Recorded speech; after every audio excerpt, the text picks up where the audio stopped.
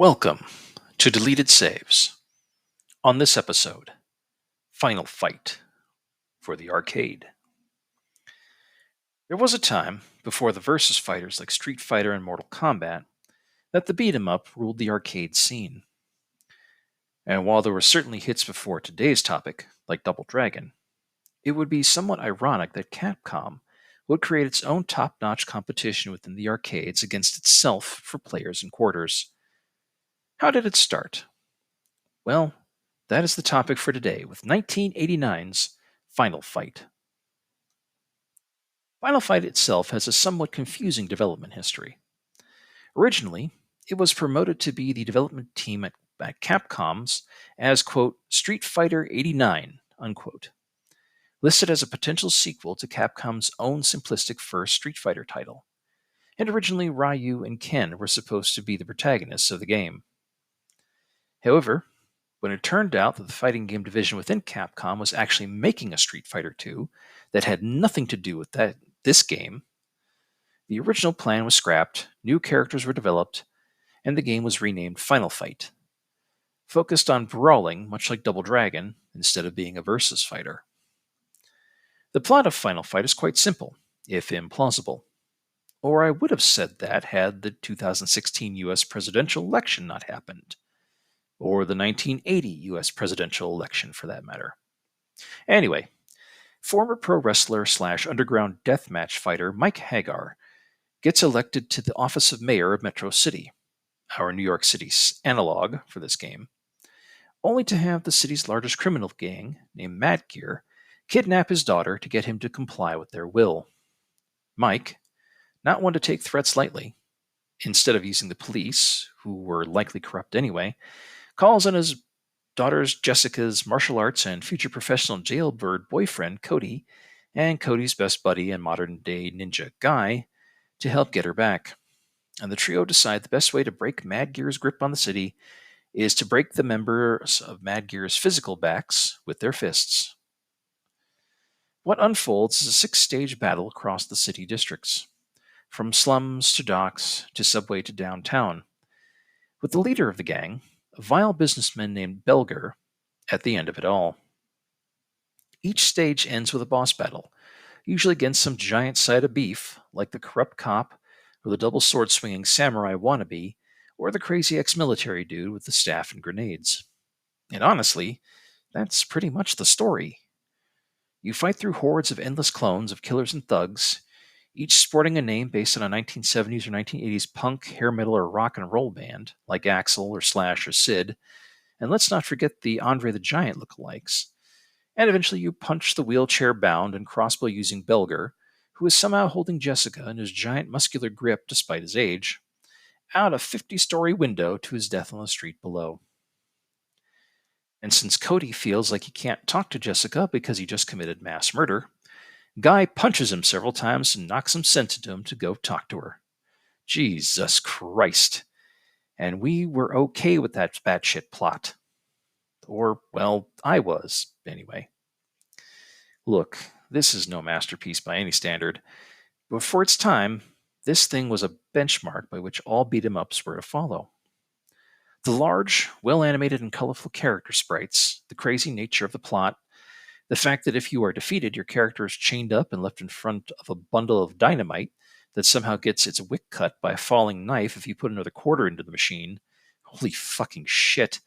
This whole thing's fingerprints are all over future beat-em-ups like Streets of Rage, Golden Axe, and just about every other game of the genre that came out during or after 1989.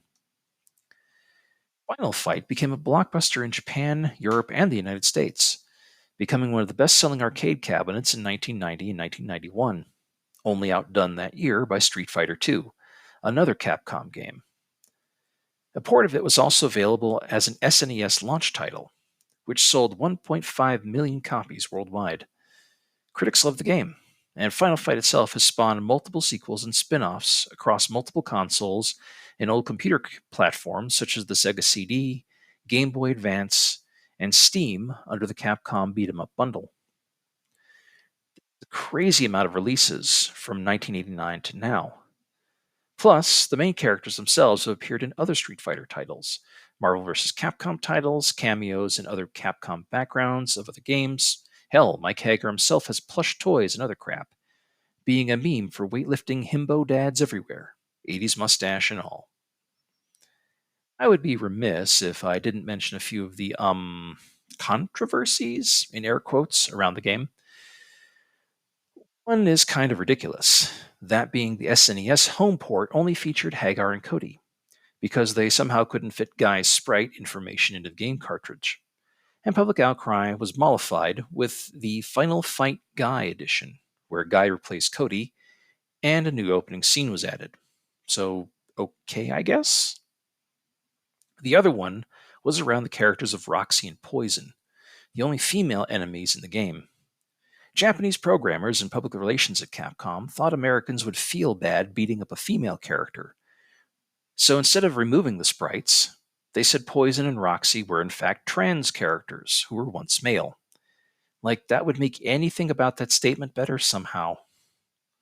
So instead of violence against women, it becomes violence against LGBTQ plus people. Yikes. However, it would have made Mad Gear a really progressive street gang. But yeah, sorry to burst bubbles, it was marketing, and Poison and Roxy were always female. The concern was more for outdated chivalry and male egos. But really, these are ridiculous controversies. However, back in the 1990s, they were something to talk about in the schoolyard and around arcade cabinets while waiting for your turn. That makes the 90s seem like quaint and provincially backward by comparison. I loved Final Fight back in the day, and I still play it every now and then, if I get the chance. It was one of my first beat 'em up games I ever completed on my own, and one of the few games I ever played to completion with my dad.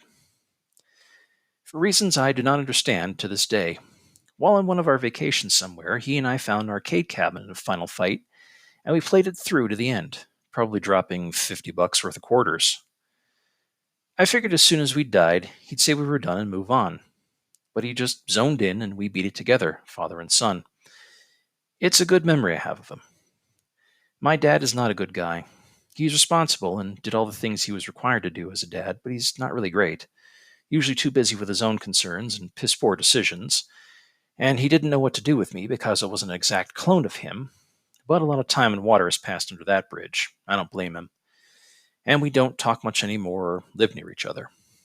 However, that day with him playing Final Fight in the arcade all the way through is one of the good memories, and one I'll likely take with me after he's gone. Don't judge me. You weren't there, and boundaries needed to be set. For a little while, a random collection of Japanese sprites and 80s movie cliches brought us together. So yeah, odd that a beat 'em up could have done that. But there's a lot of things about life that don't make sense. I know the beat 'em up, once the type of game you could throw a dart at and hit 15 of them, has now become a niche, almost forgotten genre.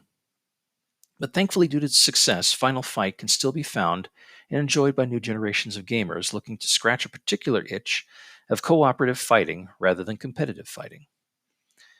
It can be found in bundles for purchase and emulation alike, so it's not like anyone can say they never got to try it. I highly, highly suggest you do. Final Fight does not disappoint, if maybe its sequels are a pale shadow of the original. If nothing else, you need to play it to experience the wonder that is Mike Hagar, with his dress slacks and suspenders and Ron Swanson mustache bear hugging people to death. That alone is worth the price of admission. Thank you for listening. Deleted Saves would like to thank Brad for being a patron of the show. If you would like to become a patron of the show, please go to patreon.com and check out Deleted Saves podcast. All donations go directly towards maintaining the show itself. Thank you.